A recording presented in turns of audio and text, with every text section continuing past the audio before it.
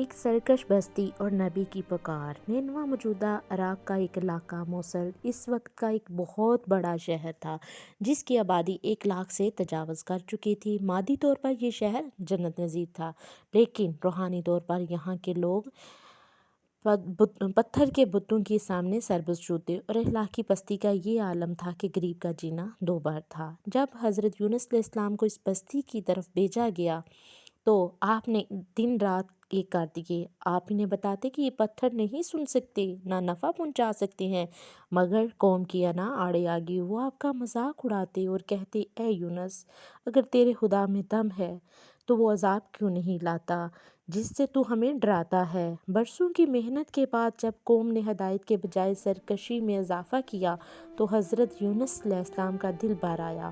آپ نے غصے اور رنج کی حالت میں بستی چھوڑنے کا فیصلہ کیا۔ آپ کا یہ گمان تھا کہ اللہ نے آپ کو دعوت کا کام پورا کرنے کی اجازت دے دی ہے۔ آپ ساحل پر پہنچے اور مسافر کشتی میں سوار ہو گئے۔ جب کشتی بیچ سمندر میں پہنچی تو اچانک موسم نے کروٹ بدلی اور لہریں اتنی بلند ہو گئی کہ ملاحوں کو یقین ہو گیا کوئی بھاگا ہوا غلام کشتی میں موجود ہے۔ اس دور کے عقیدے مطابق قرار ڈالا گیا تاکہ اس شخص کو سمندر میں پھینکا جائے اور باقیوں کی جان بچ سکے۔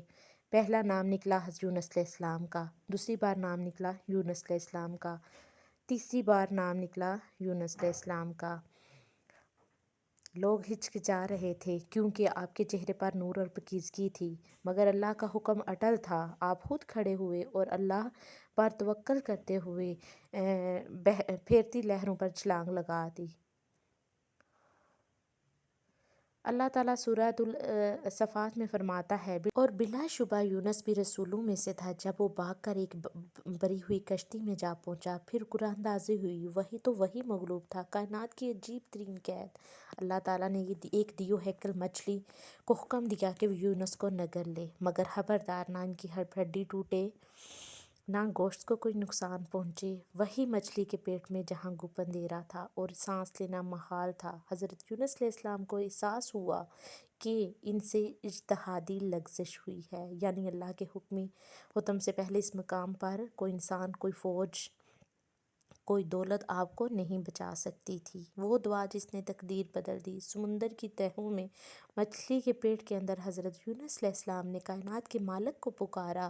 وہ دعا جس کے بارے میں رسول صلی اللہ علیہ وسلم نے فرمایا، کوئی جو شخص بھی اس کے ذریعے دعا مانگے اللہ قبول کرے گا۔ فرشتوں نے جب یہ تسبیح سنی تو اللہ سے عرض کیا، اے باری تعالیٰ، یہ جانی پہچانی آواز ہے جو کسی اجنبی جگہ سے آ رہی ہے۔ اللہ نے فرمایا، یہ میرے بندے یونس علیہ السلام کی آواز ہے۔ یونس علیہ السلام نے جو دعا کی 3 دن یا بعض روایات کے مطابق یادگار سا مچھلی کے پیٹ میں رہنے کے بعد اللہ نے مچھلی کو حکم دیا، انہیں ساحل پر اگل دے۔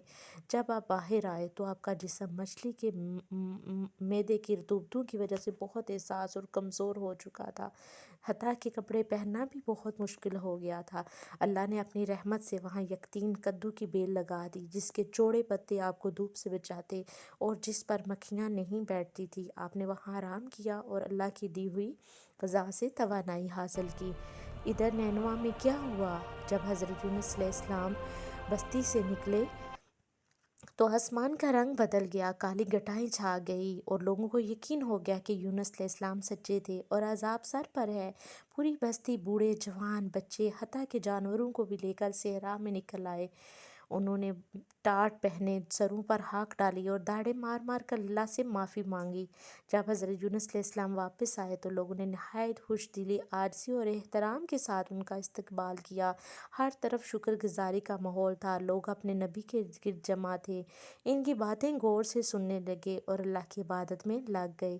شہر کا ماحول مکمل طور پر بدل چکا تھا۔ پہلے جہاں سرکشی تھی اب وہاں عاجزی ہے، پہلے جہاں گناہ گار تھے اب وہاں عبادت اور نیکی کا غلبہ تھا، پہلے جو لوگ انکار کرتے تھے اب وہ لوگ اطاعت گزار بن چکے تھے۔ امید کا دامن کبھی نہ چھوڑیں۔ اگر مچھلی کے پیٹ اور سمندر کی تہوں سے راستہ نکل سکتا ہے تو آپ کی زندگی کی مشکلیں اللہ کے لیے کچھ بھی نہیں۔ اعتراف جرم ہی توبہ ہے۔ جب انسان اپنی غلطی مان کر کہتا ہے، بے شک میں ظالم تھا، تو اللہ کی رحمت جوش میں آ جاتی ہے۔ اللہ کی رضا کام کا نتیجہ اللہ پر چھوڑ دیں، آپ کا کام صرف کوشش کرنا ہے۔ ویڈیو اچھی لگے تو لائک کریں، شیئر کریں اور سبسکرائب کرنا نہ بھولیں۔